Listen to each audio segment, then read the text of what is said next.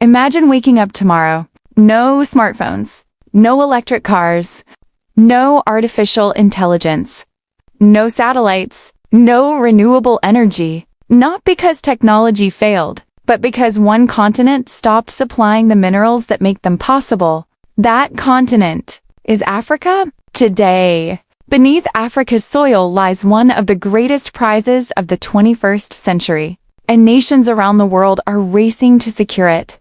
Some call it investment. Others call it diplomacy.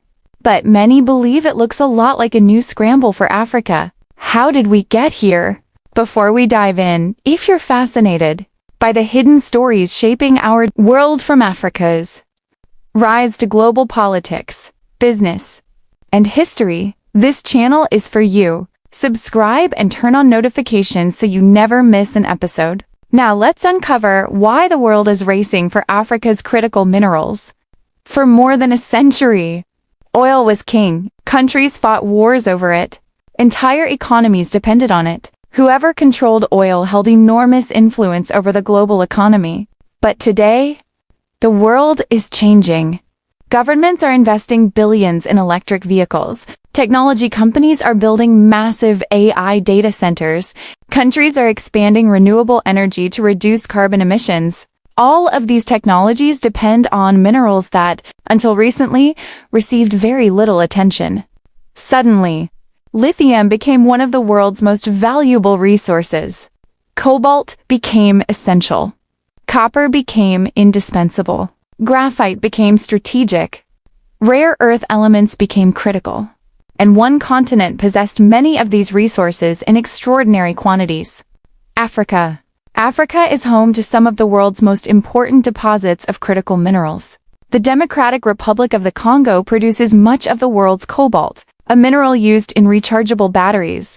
Zimbabwe holds significant lithium resources that power electric vehicles. Zambia is famous for its vast copper reserves, essential for electricity transmission and modern infrastructure. South Africa possesses some of the world's richest platinum group metals, used in automobiles, electronics, and hydrogen technologies. Mozambique has major graphite deposits needed for lithium-ion batteries.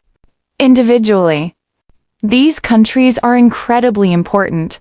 Together, they make Africa one of the most strategically significant regions on Earth. For the first time in decades, the continent is at the center of a global competition. Years before many Western countries focused on critical minerals, Chinese companies and financial institutions were already investing across Africa.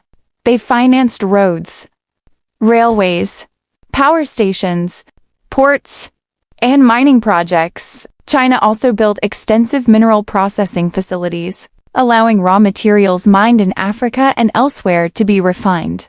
Before becoming batteries, electronics, and advanced technologies, this strategy gave China a powerful position within global supply chains. Then, the rest of the world realized what was happening. The United States and Europe became increasingly concerned about relying too heavily on concentrated mineral supply chains. New partnerships with African countries began to emerge. Governments announced investment programs. Mining companies expanded exploration. International competition intensified. This wasn't simply about buying minerals. It was about securing the industries of the future. Electric vehicles, artificial intelligence, defense technologies, renewable energy. The countries that secure reliable access to these minerals may gain an economic and strategic advantage for decades to come. For generations, many African countries exported raw materials while importing expensive finished products. The pattern created wealth, but much of that wealth was generated outside Africa. Today, several governments want to change that. Instead of exporting raw lithium, why not manufacture battery components locally?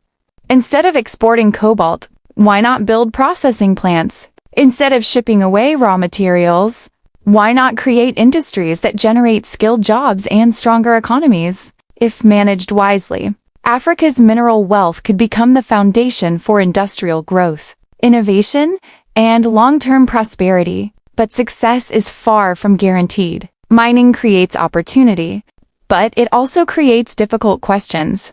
How should mining revenues be shared?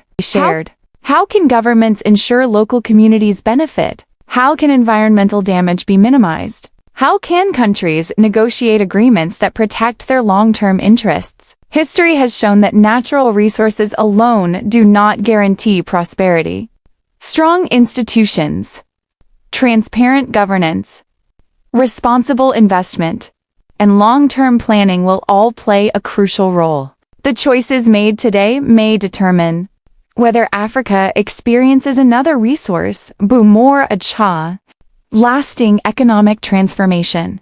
The next global superpower may not be defined only by technology. It may also be defined by access to the materials that make technology possible. Africa is no longer viewed simply as a source of raw commodities. It has become central to conversations about clean energy, artificial intelligence, advanced manufacturing, and global security. Governments are paying attention. Investors are paying attention. Technology companies are paying attention.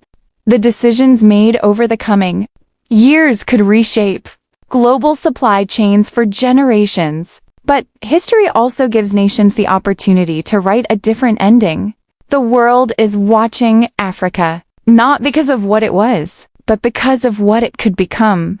The question is no longer whether Africa possesses the resources. It does. The real question is whether those resources can be transformed into lasting prosperity for the millions of people who live above them. Only time will tell. If you enjoyed this documentary, don't forget to leave a like. It really helps the channel grow.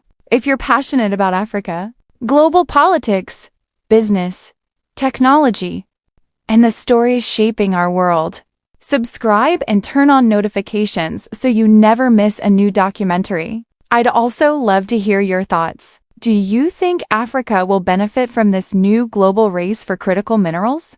Or will history repeat itself? Let me know in the comments below. Thanks for watching, and I'll see you in the next video.